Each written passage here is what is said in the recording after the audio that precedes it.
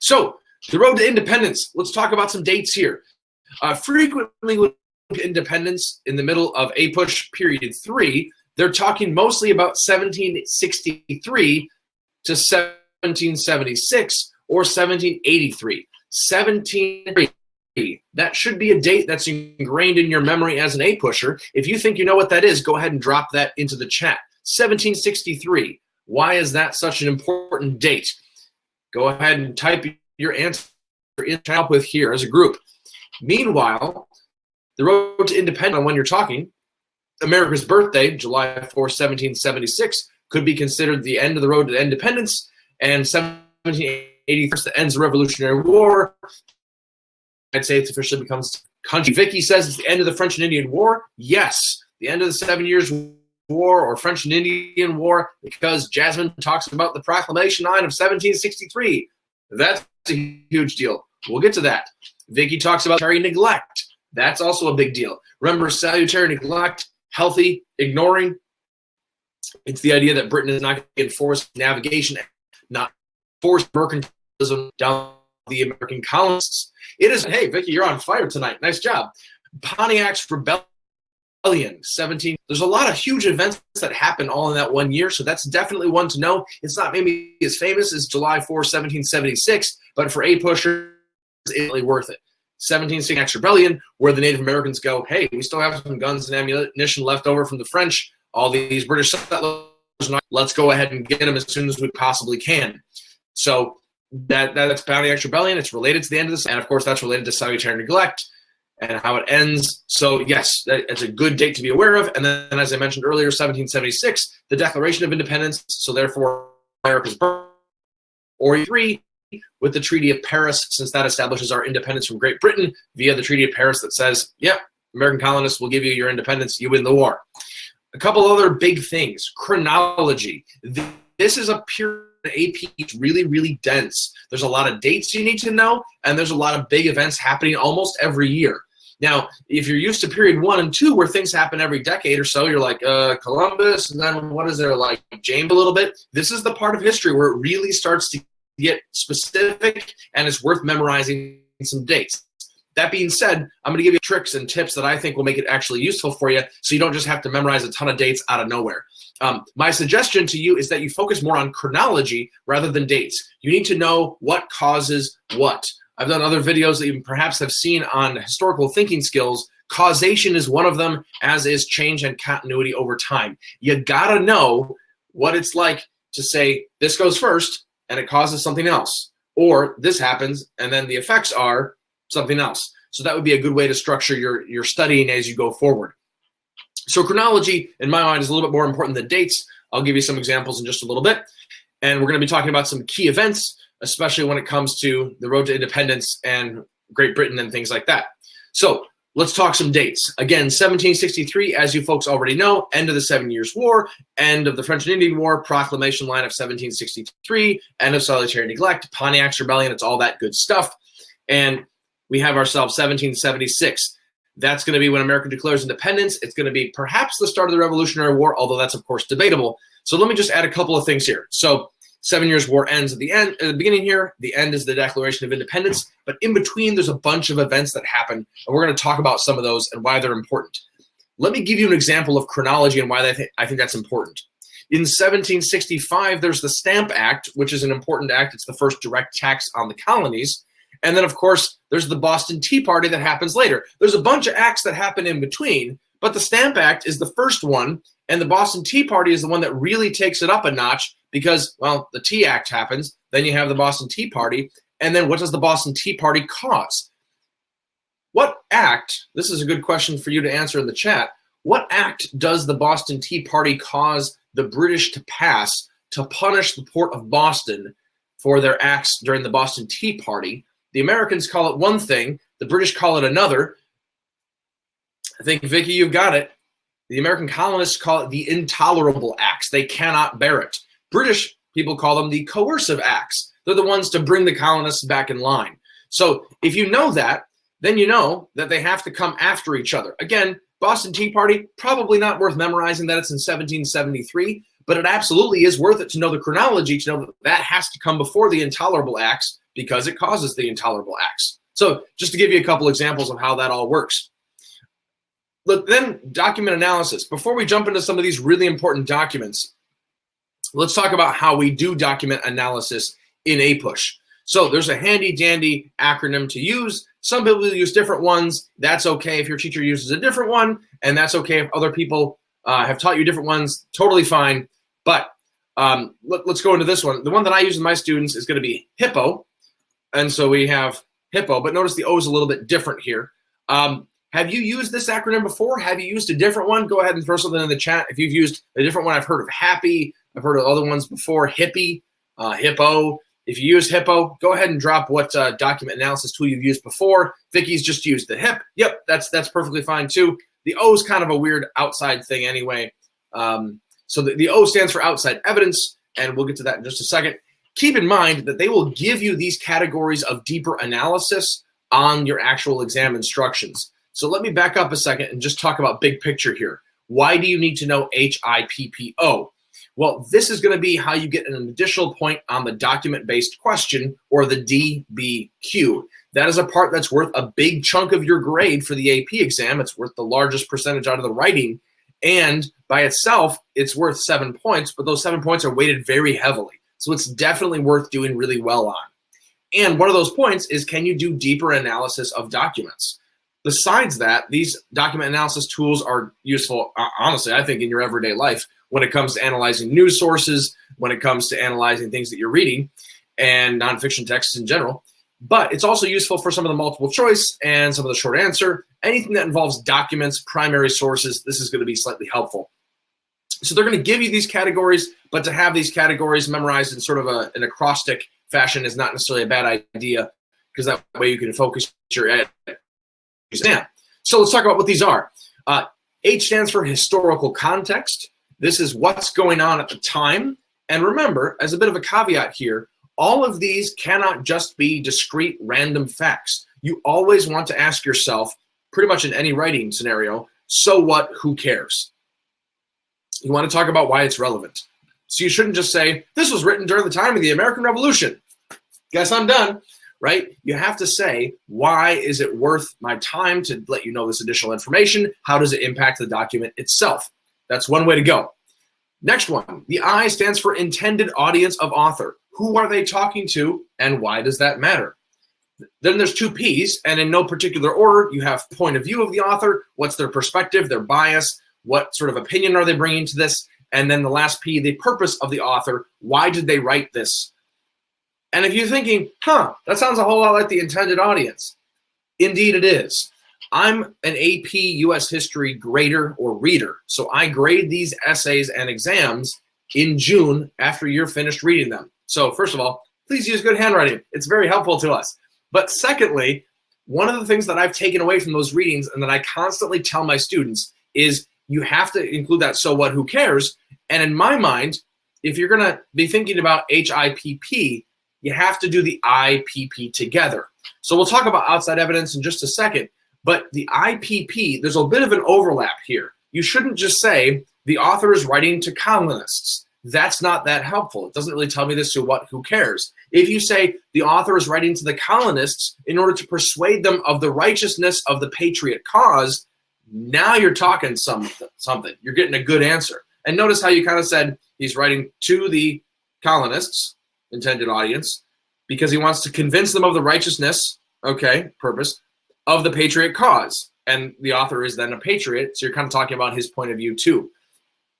So you want to make sure, my advice is if you're doing one of these last three, then you want to do them all sort of together in a way that blends them very nicely. That's my advice. You only have to do one of them technically, but in order to get the so what, who cares point, I would definitely urge you to do IPP together.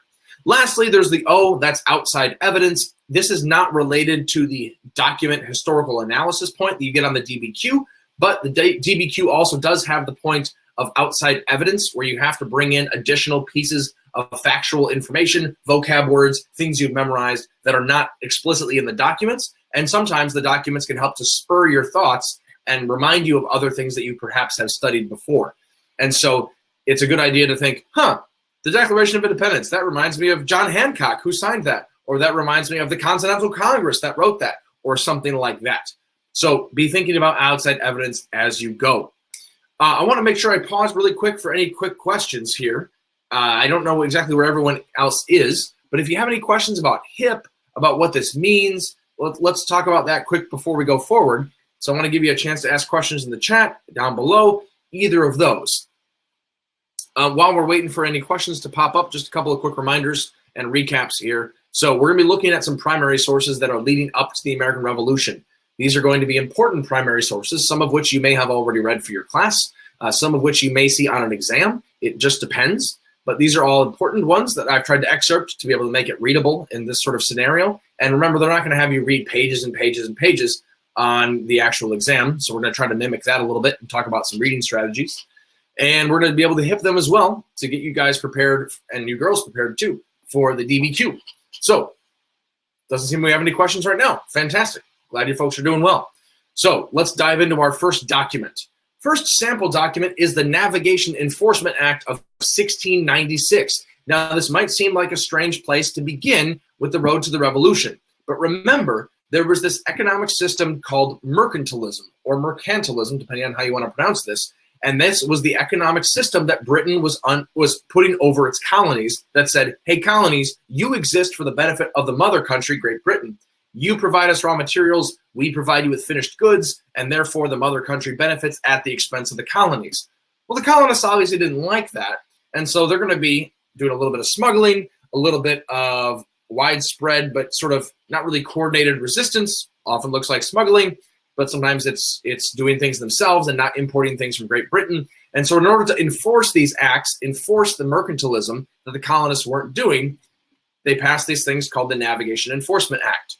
So here's what it looks like. Now, before you start going, oh my goodness, this is giving me a headache, how can I possibly do this? This is some old English, right? So they may or may not clean it up for us on the actual exam, but they're going to spell things a whole lot differently. It helps if you read it out loud. That might clear up a few confusing questions that you might have. But either way, let's just read a couple of these things. I'm not going to read all of these documents out loud to you because you folks can read.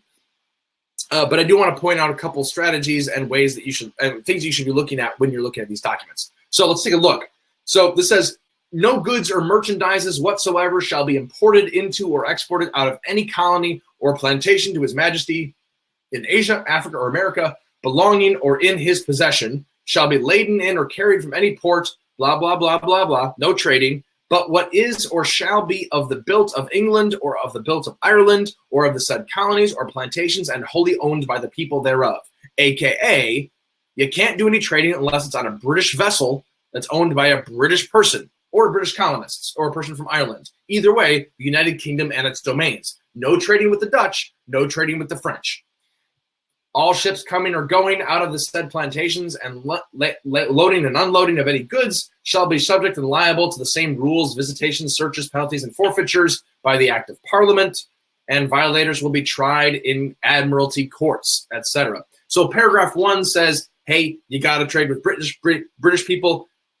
Paragraph number 2 says, and we can search you to make sure that this actually happens. And paragraph 3 says, and if you don't do this, we have the right to try you in court. So we got ourselves a document that perhaps might show up in a variety of different ways. The Navigation Acts are fairly famous, especially in period 2, and they're not actually going to get enforced a whole lot despite this whole Navigation Enforcement Act until 1763 with the end of salutary neglect. Remember, healthy ignoring that ignored laws like this. So once these actually begin to get enforced, then we start talking about the road to revolution. So if we look at the HIP analysis, historical context, I kind of already set the scene for you a little bit with this, but historical context is, this is British North American colony. We're talking about mercantilism. We're talking about the British bringing finished goods to the colonies and the colonies sending over raw materials. And this is part of the triangle trade. This is part of the transatlantic exchanges. All of those things would make sense because, again, the Navigation Acts, how do we make this relevant? We want to be talking about why British people are trading the way that they are or why they're not trading the way that they are. Who's the intended audience? This would be intended for the colonists. What's the point of view? Mercantilism is good. Don't be smuggling. The purpose of the author? Don't smuggle or you're going to suffer the consequences. So again, notice how the IPP kind of blends together here. So we're talking about telling the colonists not to smuggle or they'll suffer the consequences because Parliament has the right to make these kinds of laws. Outside evidence, again, mercantilism could work. You could talk about earlier navigation acts, although that's really mentioned in the title, so that probably wouldn't work. You could mention things like specie, the triangle trade. You could mention what raw materials are getting transported back and forth, depending on the prompt and what they're talking about. But again, you want to be thinking about this not only in terms of the DBQ, which is what HIPPO goes with, but also in terms of a potential short answer question or multiple choice question. And this is where some historical thinking skills can come in too. So when you read excerpts like this, or when your teacher assigns primary sources, or you happen to be reading these in your book in the little side margin, you're like, oh, that's the part that I can skip because I don't need to read that. It's actually somewhat useful to be able to use this as a practice for what you're going to see on the actual exam. So you're going to see little excerpts like this, and you want to be able to maybe practice summarizing each paragraph like we just did. You might want to practice going Navigation Enforcement Act. What is that again? Try to make yourself think about that. That's known as active recall. It's the best study technique you can do. You want to make sure that you're making your brain work to remember navigation acts, what's that all about again, and then start connecting it to other vocab words. Ooh, does this remind me of mercantilism? That sort of thing. So, navigation acts. As we already mentioned and kind of talked through, you might want to think about what are the causes of the navigation acts. Oh, mercantilism needs to be enforced because there's smuggling. What are the effects of the navigation acts? Largely nothing yet because there's still salutary neglect happening. Okay, when is this going to end? When Britain decides they need to recoup their money from the 7 Years' War and start enforcing taxes on the American colonies in 1763 when they end salutary neglect. That's when these things actually start to be enforced and start to be really important. So thinking along those lines, you can almost guess the kinds of questions that they're going to be asking you on the test, on the exam, on your teacher's tests, on your quizzes, things like that. So be thinking about that as you read primary sources. What could they ask me about this? What larger patterns is this meant to demonstrate? This is meant to make students think about mercantilism. This is meant to make you go in your mind, aha, salutary neglect, mercantilism, British trading with the colonies, something like that. That's why they give you these types of documents. All right, let's go on to the next one. Next one is the Royal Proclamation of 1763. Before I read this thing, go ahead and in the chat, give me a guess as to what you think this is going to say. It's a royal proclamation in the line of in the year of 1763. Kind of gave it away there. What do you think this is going to say to the colonists from the king? It's in 1763, so it's the end of the 7 Years' War. It's the end of the French and Indian War, same thing. It's Pontiac's Rebellion. It's the year that salutary neglect ends and those pesky navigation acts that we just talked about start to get enforced.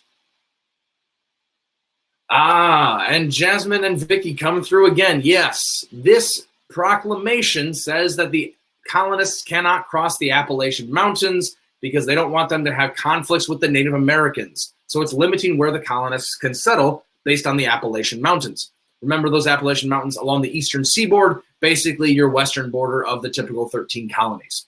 So if we read through this, you can see here it says it's essential to our interest and the security of our colonies that we don't disturb the Native Americans, and therefore if you can't go past the Appalachian Mountains, and they strictly forbid any subjects from taking possession of any of those lands. So again, it's restricting the colonists. Okay, so if we're thinking about some of the things that they might be able to ask us about these kind of sample documents, this is the proclamation line of 1763, as it's sometimes called. And so you could go into, okay, why is this necessary? Why do they want to protect the Native Americans? Oh, this is because we just fought a war with them. Think Pontiac's Rebellion, sure, but more go back to the 7 Years' War. And think about how land hungry the English have been ever since they landed on the shore of North America. This also could be connected to then the end of salutary neglect. The colonists deeply resent this. They don't like the king telling them what to do. They don't like the king restricting their land grabbing. I mean, think back all the way to Bacon's Rebellion, right? In 1676. Bacon's Rebellion happens largely because the colonists, or the indentured servants, want more land from the Native Americans. And this has been a constant source of tension. And then, of course, as you go farther into American history, you're going to get all sorts of manifest destiny nonsense as people continue to take land from Native Americans, right? So this is part of a larger pattern in American history that you should be aware of. If we were to look at the HIPPO analysis, Again, historical context, I feel like we've covered that pretty well. Intended audience, point of view, and purpose, if we combine those together, you'd say something like, this document was written to the colonists in order to make sure that they did not invade the space of the Native Americans, since that would cause further conflict that the British wanted to avoid. There you go. Wrap it up. Move along. Next sample document, the Stamp Act of 1765. Now, again, I'm telling you the titles of these ahead of time because even on the document-based question and on the multiple choice questions, on the short answer questions, they're going to give you a citation. Always read the source. The source might be a secondary source that you've never heard of. It might be a primary source you've never heard of. But we're talking key documents, so it's going to be all ones you've heard of tonight, or perhaps you've heard of at least some of these. But always read the source first, because if it's something like the Stamp Act, you can go, hey, I know what this is talking about even before I have to read it. So the Stamp Act, what's that going to tell to the colonists? This is, remember, the first direct tax placed on the colonists. Here we go. Whereas, by an act made in the last session of Parliament, several duties were granted, continued, and appropriated toward defraying the expenses of defending, protecting, and securing the British colonies and plantations in America. Okay, so notice they're saying, hey, we're trying to raise some revenue here to be able to protect your sorry behinds from the Native Americans, like we just did in the 7 Years' War. We're trying to recoup some of those monies. All right, and it keeps going. And then it just basically said that this is able to happen, blah, blah, blah. Let's go on to the second paragraph there. For every skin or piece of vellum or parchment, so sheepskin or parchment, or sheet or piece of paper on which shall be engrossed, written, or printed any declaration, plea, replication, rejoinder, demur, or any plea or other pleading, or any copy thereof in any court of law within the British colonies and plantations in America, a stamp duty of 3 pence. AKA, this is not a tax on stamps, it's a tax on paper. And how do you know that people have paid this? It's going to be, you have to have the stamp that says, I paid the tax on my paper. So let's go ahead, and I want to give you an opportunity to do some of this HIPPO analysis yourself. So you don't have to write out the entire HIPPO thing, but give me the letter of what you're doing. And then in the chat, why don't you put something that gives us that analysis? So maybe put an H, give me the historical context. I, what's the intended audience or of the author? A P, purpose or point of view. Go ahead and throw those in the chat real quick. While we're waiting to talk about that, just a reminder that you're going to have to do this kind of thing on the DBQ, and you're going to have 100 minutes to do the DBQ and the LEQ together. The DBQ is suggested to be about an hour, about 60 minutes or so. So you want to read these things relatively quickly. So if you come across words like, I don't know, let's say right over here, defraying, you're like, oh boy, I don't know about what defraying means. But I don't know that word. Don't worry.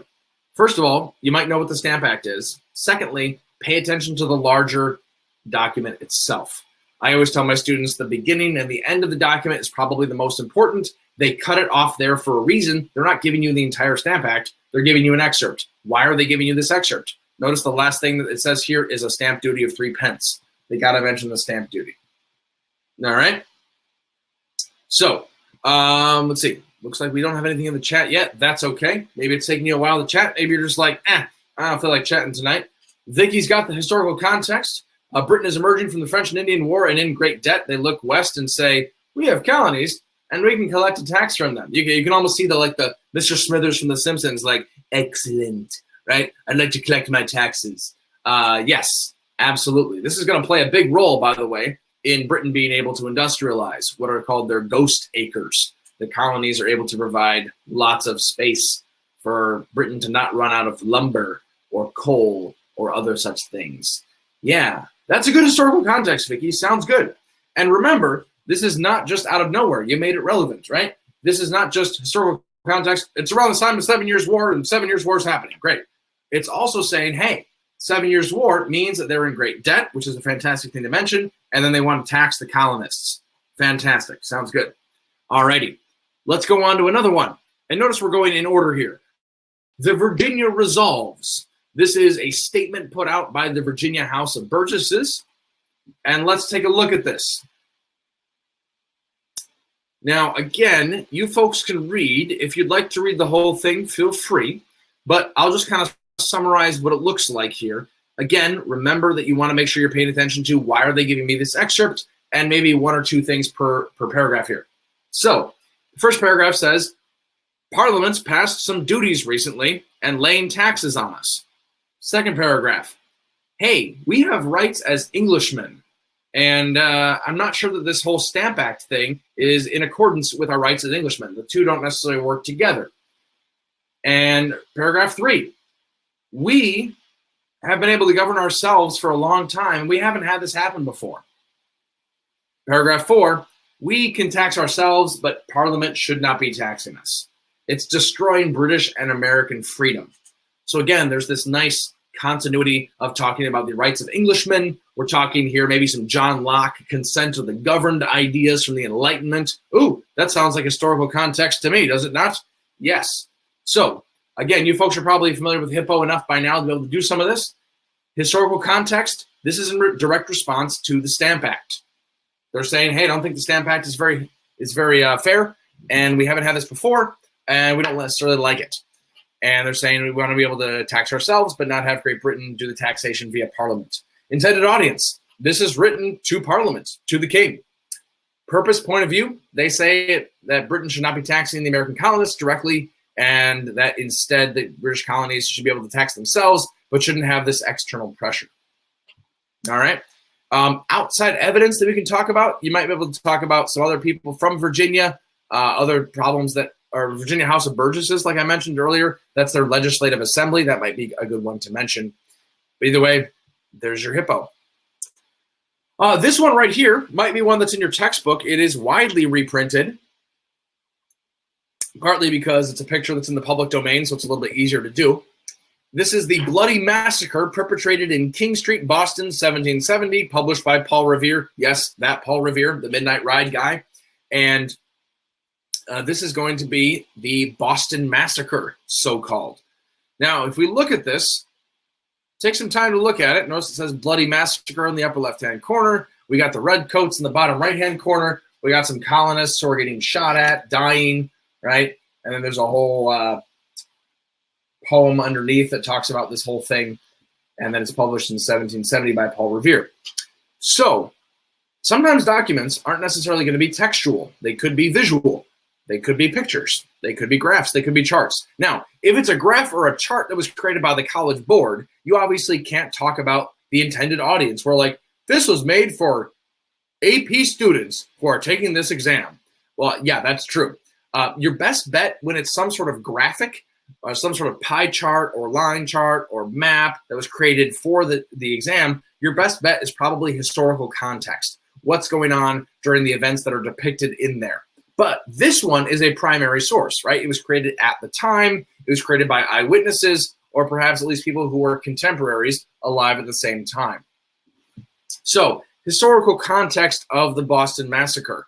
What's going on during this time? Well, we have the British quartering of troops in Boston. We're not quite to the Coercive Acts yet, but we certainly are to the point where there are British troops all over the place. They're deeply resented.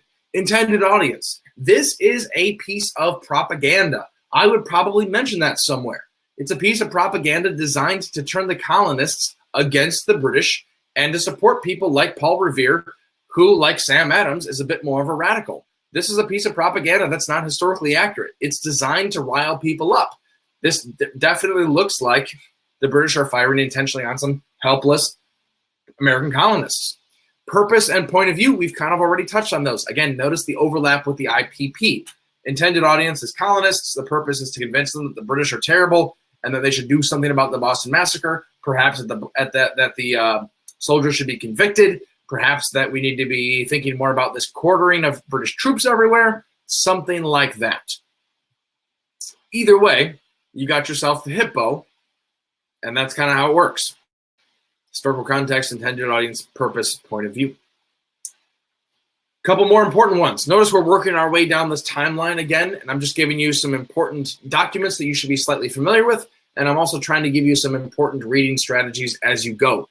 The coercive or intolerable acts that happened in 1774, remember this is the one that punishes Boston for the Boston Tea Party, as we will actually see. Notice this first paragraph. Whereas dangerous commotions and insurrections have been fomented and raised in the town of Boston, in the province of Massachusetts Bay in New England. These dangerous commotions and insurrections, the Boston Tea Party. So the Boston Tea Party causes the Coercive or Intolerable Acts, which then, of course, caused the Americans to protest even more because they find these acts to be intolerable. Tea Act causes Boston Tea Party, causes intolerable acts. Sounds great. And then notice paragraph number 2 says you're not allowed to trade. It basically shuts down Boston Harbor. And then the last paragraph talks about quartering of soldiers. That's a big deal too. So 2 things that are found very objectionable by the British North American colonists, the Americans, is that they shut down Boston. It seems to be incredibly punitive, a lot of punishing, way too much. And that 3rd paragraph there, the quartering of soldiers. Remember, there's a Bill of Rights amendment to the Constitution eventually that says no quartering of soldiers. That's in direct response to this, right? So quartering of soldiers really strikes a chord. There's also the Quartering Act as well. But even this one includes some of those things. So be aware that some of these important paragraphs, as we go around and summarize, are just talking about important things that happen on the road to the revolution. I'm including them very intentionally and excerpting them very intentionally as well. What's the historical context?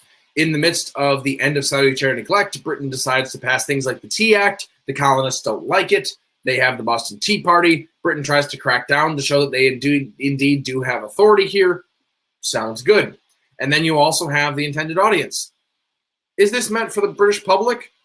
Sure, maybe to reassure them that they have the situation under control, but it's also meant as a warning, maybe to the people of Boston, maybe to every other colonist, to say, hey, don't support these New England radicals. The same thing could happen to you. Here's looking at you, Charleston. We could shut you down. You're an important port. You better watch it. That's sort of the purpose and the point of view as well, right? The point of view is that the British have the right to control their own trade. They have the right to enforce mercantilism. They have the right to insist that the colonists are loyal. And thus the purpose is to say, look, we can do this, and you better behave, shape up, or you're not going to get a lot of help from us, and we're actually going to shut you down. So the coercive and intolerable acts, there's some HIPPO analysis for you there. Again, just in case you're new and joining us, or you just have something that you need to mention here, if you have some questions, put those in the questions, the ask a question box down below. Feel free to also put that into the chat. Looks like we're following along pretty well so far, but again, if you have other questions, I'm more than happy to take those and try to answer those. I'll also save some room for questions at the end, just in case that's helpful. 1775, events begin to accelerate. We have the so-called Olive Branch Petition. Hey, here's a great question that doesn't involve a whole lot of typing that you can go ahead and put in the chat. What does the olive branch stand for traditionally in the Western world? What does the olive branch stand for? It's on the American Great Seal. Olive branch is one of those things clutched in the eagle's claw. They have the olive branch in one hand. They have the arrows in the other hand. And the American eagle is looking toward the olive branch because we are currently, as Vicky says, hey, Vicky, once again, firing on all cylinders. Yes, it symbolizes peace. This is a peaceful petition written in 1775. So let's take a look at this. Notice the language in the first paragraph. We, your majesty's faithful subjects, entreat, plead with, your majesty's gracious attention to this, our humble petition. Notice the tone that we're using here, right? This is the American colonists talking to the king, King George III, and saying, look, we are very, very loyal to you. We just need your help. Then it explains kind of what's going on. Paragraph 2 says, we're alarmed by all these new acts that are happening after the war, and we had loyally contributed to you during the war, and yet you're putting all these taxes on us. Paragraph 3, therefore, we beg you to give us some relief. Help us out. Because really, this is about Parliament, and they're the ones that are putting these evil acts on us. Last paragraph, paragraph 4, once again, we hope you have a long and prosperous reign and that you're very happy and healthy, and we're super, super loyal. Again, notice that the first and last paragraphs are much concerned with being loyal to the king. They want to emphasize many, many times throughout the entire Olive Branch Petition the fact that they are loyal. So this is the Continental Congress. They're protesting. They're trying to repair the breach that has happened. American colonists are getting increasingly restive. They're getting increasingly restless under the British control. 1775 is the same year as Lexington and Concord. There's actual blood being spilled. This is boiling over. And so as sort of a last-ditch attempt, the Olive Branch Petition, historical context, again, Lexington, Concord, American colonists really getting annoyed. The olive branch petition is sent to the British king to be able to try to say, hey, it's your nasty, nasty parliament that's doing all of these taxes. We're still loyal to you, but let's appeal to the rights of Englishmen. We have some Enlightenment talk there again. We have some rights. Notice that we're talking about here, if we look in this second paragraph, we're alarmed by these new statutes, and they fill our minds with painful fears and jealousies. And then their inexpressible astonishment proceeds to the dangers of a foreign quarrel, quickly succeeded by domestic dangers. The foreign quarrel is the 7 Years' War. The domestic dangers are, you're taxing us too much. What the heck? So again, this transition from, hey, we'd like to be loyal to we want to be independent countries doesn't happen overnight. The Olive Branch Petition is a great example of American colonists who are still loyal to the king and yet are really rebelling against Parliament, or at least are resentful of Parliament. Please keep that in mind.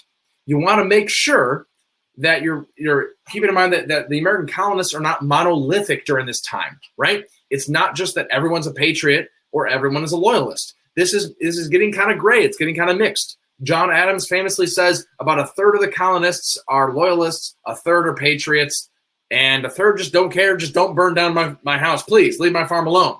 The Olive Branch Petition is a great example of how this evolves over time. Thus, the college board or your teacher, if they include this on some sort of test, is probably going to ask you about what causes the tensions that are going on, 7 Years' War, taxes, okay, but also what does this show about the nuances of what's going on during this time? Absolutely.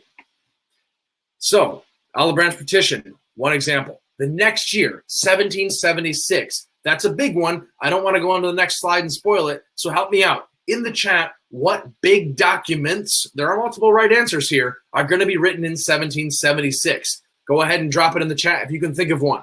There's multiple right answers here. So Vicky's got one of them, the Declaration of Independence. Nice work. And you even spelled independence correctly. Remember, it's all E's. There's no A anywhere. There's no dancing in the Declaration of Independence. There's one other important, well, I don't know if this gives it away, but pamphlet that gets published in 1776. Oh, Vicky, you got me there. It's The Wealth of Nations. And there's another one that might not be easy, but I think it is, Common Sense. Aha, nice job. Yeah, this is a big year for publishing. Declaration of Independence, Wealth of Nations, published by Adam Smith, that some people say is the start of capitalism, or at least the first written down theory about it, and Common Sense by Thomas Paine, the original T. Paine. So let's dive into some of those sample documents and talk about those. So, Common Sense, Thomas Paine, 1776. Let's read about a little bit of this. So it says, but there is another and greater distinction for which no truly natural or religious reason can be assigned, and that is the distinction of men into kings and subjects. Male and female are the distinctions of nature, good and bad, the distinction of heaven. But how a race of men came into the world so exalted above the rest and distinguished like some new species is worth inquiring into, and whether they are the means of happiness or of misery to mankind. AKA, Thomas Paine is saying, okay, we get the idea that men and women are made differently and that heaven or God decides what's right and wrong, but where did this whole idea of like kings and subjects come from? Early on, there wasn't a whole lot of kings. Holland doesn't have a king, and it has a lot of peace. But then Thomas Paine is kind of a radical. There's a variety of different kinds of excerpts you could have with Common Sense. But Common Sense right here is saying, look, I'm not so sure this hierarchical relationship, this power dynamic with the king is going to work. So how does Common Sense work? What is the HIPPO? Let's talk about that a little bit here. Historical context. This is happening absolutely in the middle of the British and colonial tensions. Vicky's talking about how Thomas Paine is talking about why should a small island govern a large continent? That's one of the famous excerpts, right? And if you're a Hamilton fan, which count me in, I'm a big Lin-Manuel Miranda fan, Hamilton, the smash Broadway musical, why should a tiny island across the sea regulate the price of tea? I should say that one more time. A little bit of a tongue-tiedness there. Why should a tiny island across the sea regulate the price of tea, right? So he's saying, hey, look, this doesn't make sense. This relationship just doesn't make sense. British people should not be able to rule over us. They're smaller, and why? Who gave the king authority anyway? Thomas Paine is a firebrand. He is going to be involved in revolutions all over the place, and he's constantly writing for more and more freedom. He pushes for that. So common sense. What is common sense? Well, that, of course, a small island should not govern a large continent, but also that the American people should be interested in independence. So common sense. What's his intended audience? Fellow colonists. What's his point of view? He likes independence. He is a patriot, for sure. What's his purpose? He wants to convince them that independence from Great Britain is the best course of action.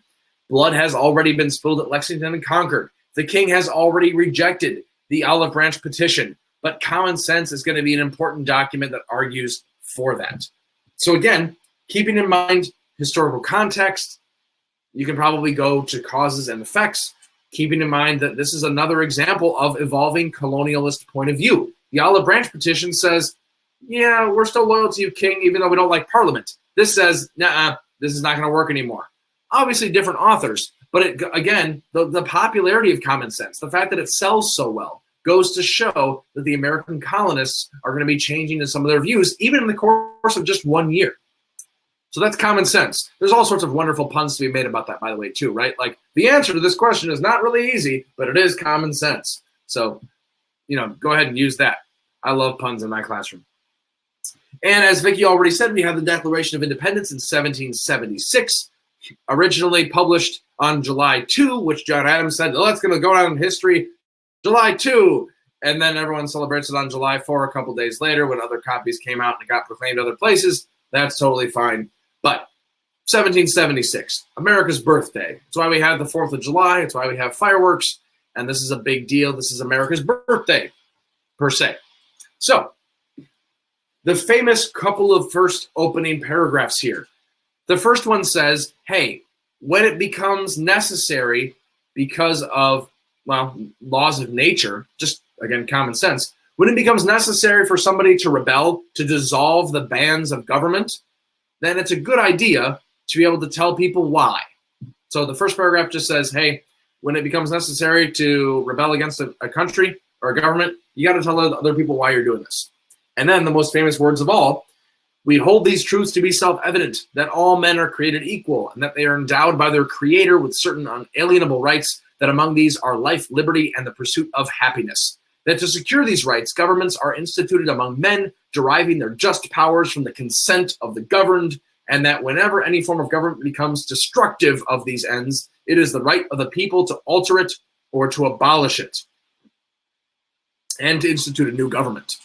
So, very, very famous words. By the way, quick aside, something to pay attention to in the rest of your APUSH class is notice the tension between the Declaration of Independence and the Constitution. The Declaration of Independence is a revolutionary document. It shakes the societal foundations of America, and it reverberates all over the world. This is something that says all men are created equal.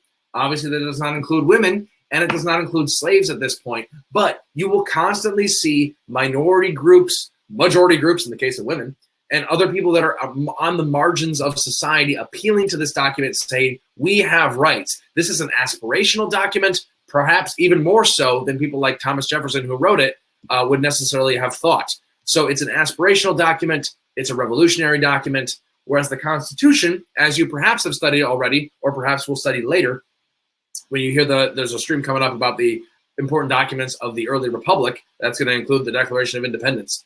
The Constitution. The Constitution is a very conservative document, not in terms of modern day politics necessarily, but in terms of it preserves the status quo, the way things are. It says, all right, here's some laws. We got to make sure we have a strong centralized government, not too much rebellion, not too Shays rebellion-y. This Constitution is much more conservative, whereas the Declaration of Independence is much more radical. So notice that pattern as you go forward in APUSH. Obviously, people are going to change the Constitution, right? There are amendments, and some of those are going to relate to rights. But things like life, liberty, and the pursuit of happiness here, that's a big deal. So speaking of what that phrase, this is full of Enlightenment language, right? Nature's God kind of hints at some deism, right? The laws of nature, natural rights. We have some Thomas Hobbes ideas here, some Jean-Jacques Rousseau, some John Locke. Life, liberty, and property was John Locke's. They changed that to life, liberty, the pursuit of happiness, the consent of the governed. Think now social contract theory. There's a whole bunch of things to unpack here, which is why when we talk about HIPPO, my goodness, outside evidence, You can talk about Thomas Jefferson, who wrote this. You can talk about the Second Continental Congress. You can talk about the fact that this happens after Lexington and Concord. You can talk about the fact that this involves Enlightenment values. Talk about John Locke. Talk about social contract theory. All of those things would add value to this document and to your essay as a whole.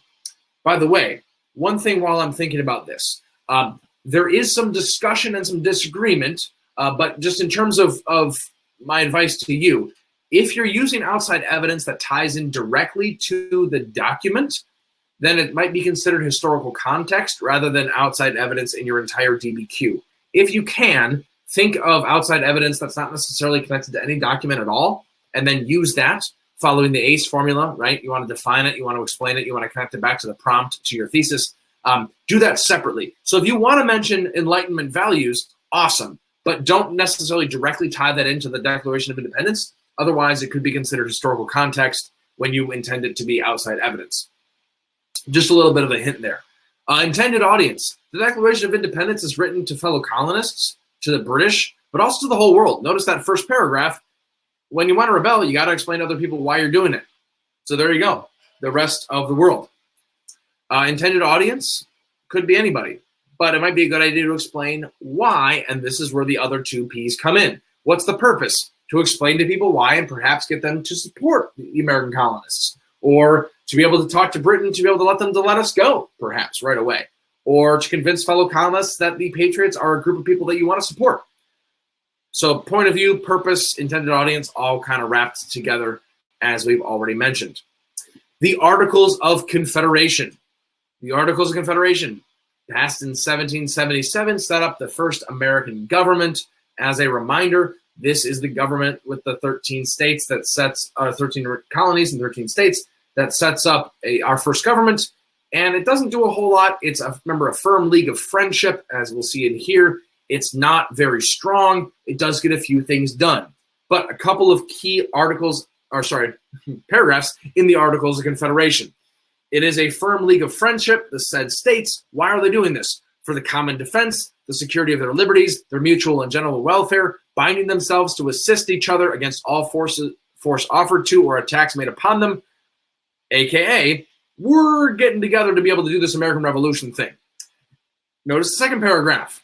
The taxes for paying for the proportional charges of war, so there were taxes proportional to size of population, shall be laid and levied by the authority and direction of the legislatures of the several states, aka the Confederation actual government, the national government, has to ask the states for money. That's not going to work too well, and thus why the Constitutional Congress, or Constitutional Convention, is going to empower Congress to be able to levy or do direct taxation. Then, each state shall have one vote, says paragraph 3. Again, this is very much different than the Constitution. A great question to be able to answer and to think about is, how is the Constitution different than the Articles of Confederation? Articles of Confederation is unicameral. It only has one branch, it only has one branch, but also has only one body in the legislative branch, and every state gets one vote. In the Constitution, we have the Connecticut Compromise, the Great Compromise, such that we have a House where it's proportional to state population and a Senate where it's equal representation.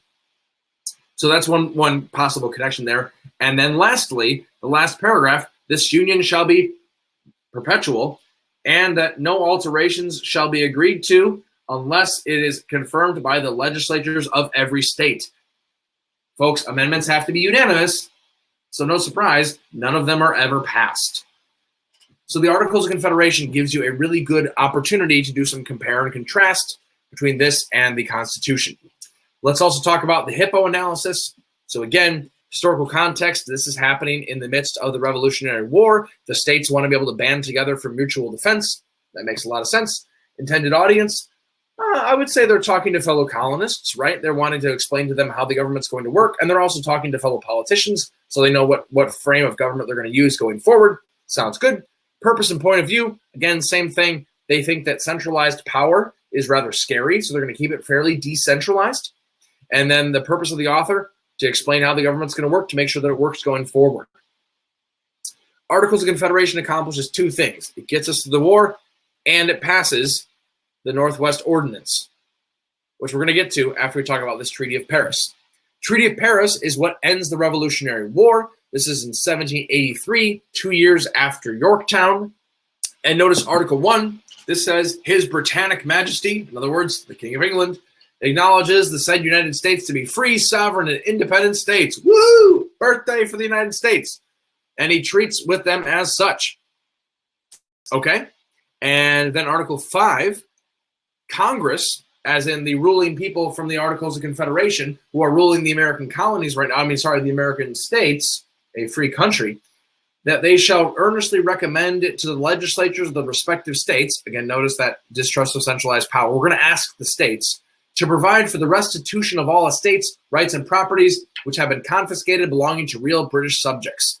In other words, Congress in the Treaty of Paris is supposed to be able to ask the states to ask other people to give back property that the Loyalists lost. So Loyalists, who many of whom fled to Canada or fled on the British warships or just moved, they want some of their land back. They want some of their property back. The Treaty of Paris tries to deal with that. A lot of that doesn't actually happen, but that's a part of it. So Treaty of Paris is an important document to know because, well, first of all, there's a bazillion treaties of Paris all the time because France was a big center of diplomacy at the time. So a lot of treaties were conducted in Paris. And this Treaty of Paris ends the American Revolution. It's worth knowing.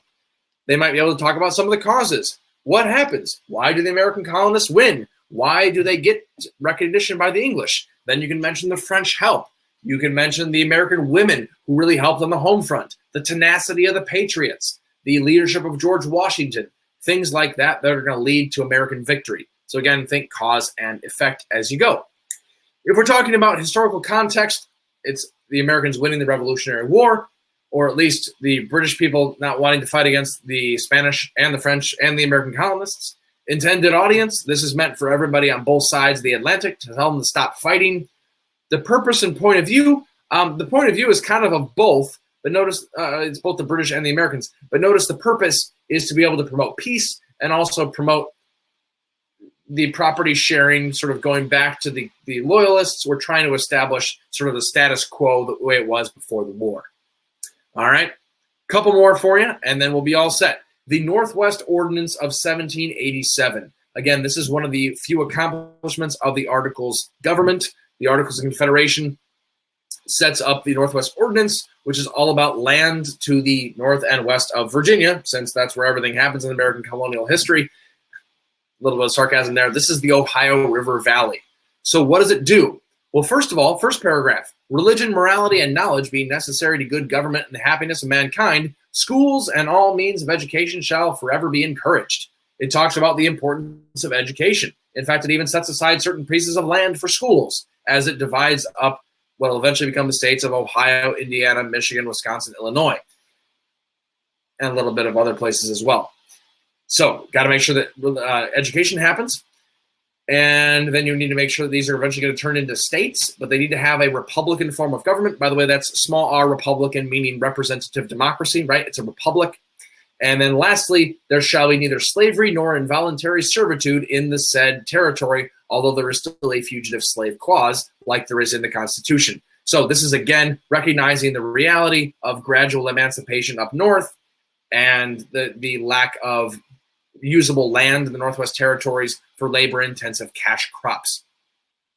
So the Northwest Ordinance establishes the fact that Congress can dictate freedom or slavery in new territories out west. Spoiler alert, this leads to all sorts of conflicts and eventually the Civil War. So let's talk about analysis of this real quick. Historical context. This is happening the same year that the Constitution is happening. It's one of the last things the Articles government does. Intended audience. It's meant for people that are settling out west, thinking about settling out west. It's meant for the government going forward to be able to dictate some of their priorities. It also mentions, although it was not in this excerpt, that they want to protect some Native American rights, although not enough to really do anything about it, so that doesn't end up actually working. The point of view and the purpose point of view is that, hey, this has to be orderly, and we want to make sure that this is done properly. So we have things set aside for education. We have boundaries set. We have a very uniform grid-like system for settling out west, and it's a way for the American government to raise revenue because they get to sell all this land. But we talked about the Navigation Act and thus talking about salutary neglect and all of those different acts that happen. We talked about the Proclamation line of 1763. That's an important document to know. We talked about the Stamp Act, the first direct tax, and how that shows the end of salutary neglect. The Virginia resolves that respond to the Stamp Act and that then protest against them. Absolutely. The Boston Massacre, the importance of paying attention to propaganda, and also talking about intended audience, point of view, and purpose, how those need to be coordinated together. That's a big deal.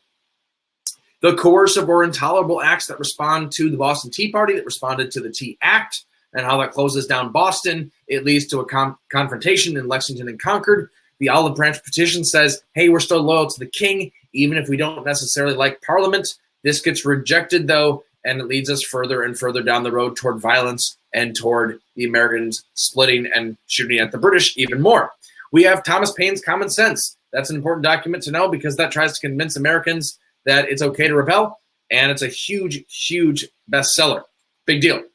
We also have then the Declaration of Independence, America's birthday document, and that says that America needs to be independent. Lots of Enlightenment values that happen there. Articles of Confederation sets up the first government. Sounds good.